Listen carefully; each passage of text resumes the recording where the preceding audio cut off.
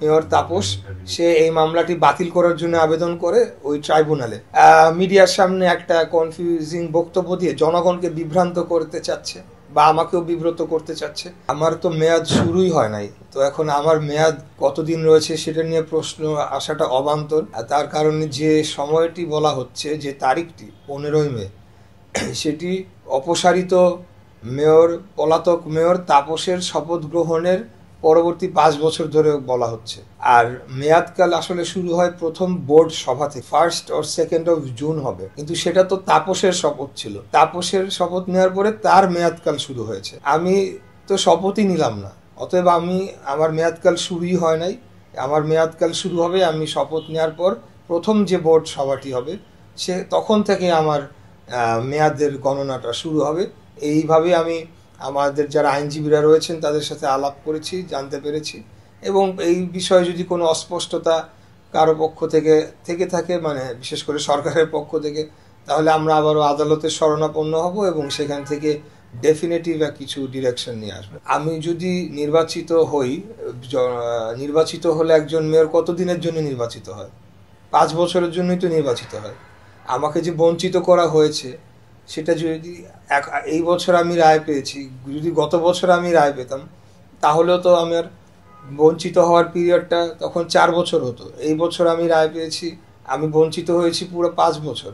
অতএব এখানে তো খুব স্পষ্টভাবে জিনিসটা লজিক্যালি যদি আসতে হয়, এটা নিয়ে কোনো কনফিউশন থাকার কথা না। আমার মেয়াদকাল হবে আমার শপথের পরবর্তী থেকে আমার মেয়াদকাল শুরু হবে।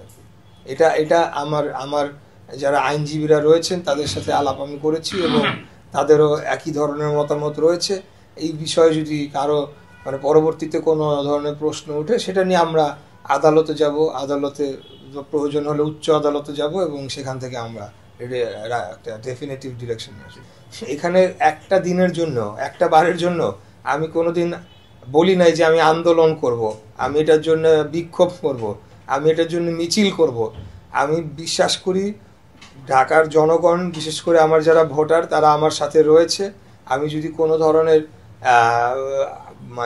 দাবি আদায়ের লক্ষ্যে কোনো কর্মসূচি হাতে নেই, তারা সকলে আমার পিছে থাকবে, এটা আমি দৃঢ়ভাবে বিশ্বাস করি। কিন্তু আমি শুরু থেকেই বলে আসছি যে আমি প্রত্যেকটি কাজ, আমি আইনের প্রতি শ্রদ্ধাশীল। এখন যেহেতু আইনের শাসন প্রতিষ্ঠা হয়েছে বা হচ্ছে, এটা আমি বিশ্বাস রাখি, তো আমি প্রত্যেকটি কাজ আদালতের মাধ্যমে আইনের শরণাপন্ন হব।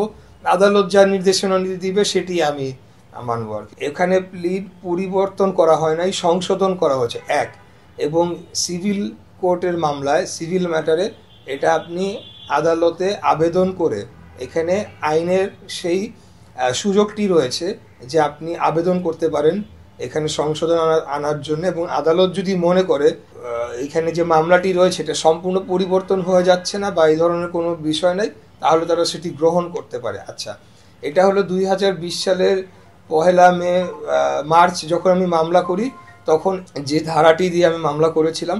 পরবর্তীতে আপনারা জানেন যে পতিত স্বৈরাচারী হাসিনার আত্মীয় মেয়র তাপস সে এই মামলাটি বাতিল করার জন্য আবেদন করে ওই ট্রাইব্যুনাল সেটি গ্রহণ করে নাই, কারণ আমরাও সেখানে উপস্থিত ছিলাম, আমরা সেটা চ্যালেঞ্জ করেছি।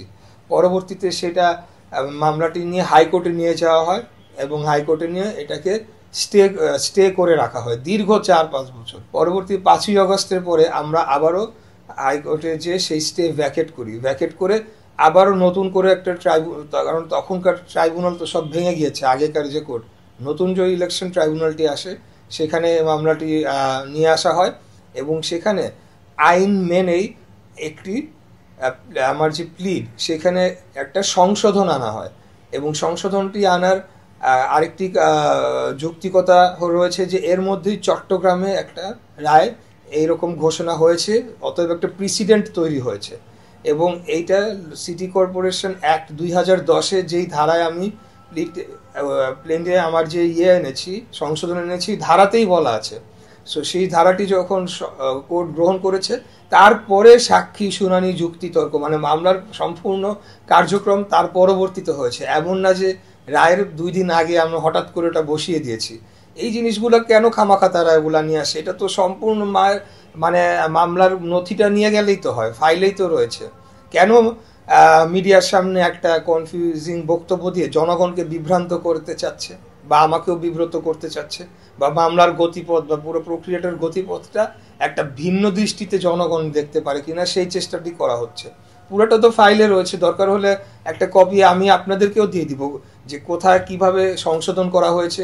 এটা তো কোর্ট গ্রহণ করেছে, এখানে তো আইন মন্ত্রণালয়ের কিছু এখানে চ্যালেঞ্জ করার কিছু না, এখানে আইনের কোনো ব্যত্যয় ঘটেছে কিনা সেটা তারা জিজ্ঞেস করতে পারে। এখানে তো আপনি জোর করে কোনো কিছু পরিবর্তন করার কোনো সুযোগ কি রয়েছে আদালতে? এইটা কি হয়? আমার জায়গা থেকে আমরা কি এগুলা করতে পারি? আমরা একজন রাজনীতিবিদ, আমরা জনগণের জন্য রাজনীতি করে যাচ্ছি, কাজ করে যাচ্ছি, তো আইনের এক চুল বাইরে যাওয়ার তো আমার পক্ষে সুযোগ নেই। না, এখন পর্যন্ত উপেক্ষা করে নাই, কারণ আদালতের নির্দেশনা উপেক্ষা করার সুযোগ তো কারো নাই।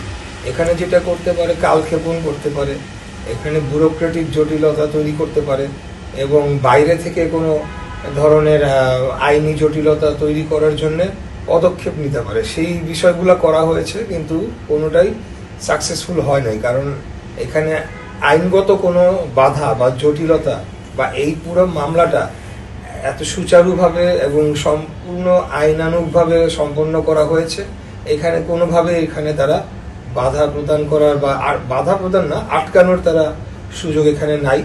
এবং যার কারণে ইলেকশন কমিশনও তাদের যে আভ্যন্তরীণ আইনের যে মতামতকারী যারা রয়েছেন তারা মতামত দিয়েছেন, সেই অনুযায়ী তারা গ্যাজেট প্রকাশ করেছেন।